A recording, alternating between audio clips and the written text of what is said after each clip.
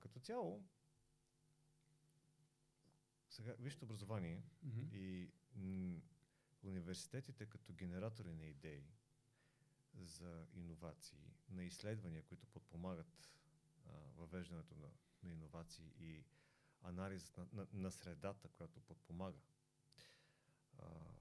въвеждането на иновации в бизнеса и в реалността, самите университети са си виновни, също считам, от гледна точка на това, че в недостатъчна степен през годините оцениха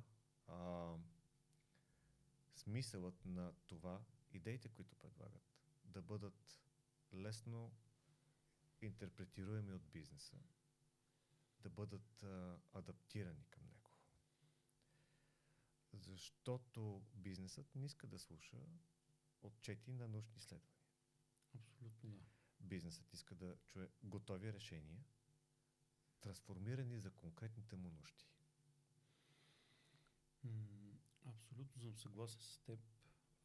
Имам дори, може би, в някои ситуации ние сме залитнали към прекалено теоретични постановки, към прекалено теоретични изследвания, теоретизиране въобще на науката, докато бизнес има нужда точно от обратното. Когато изследваме конкретна компания, нали, преди да предложим някакво решение, ние разработваме точно един модел, който го прилагаме и с който практически без да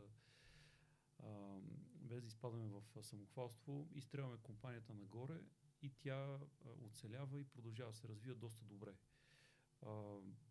Може би в други страни това е направено доста по-добре, доста по-ефективно от нас. Аз мога да дам примери за това как се случва също и в Южна Корея. Там университетите и бизнеса работят изключително в тясно сътрудничество. Дори на определени компании, съответно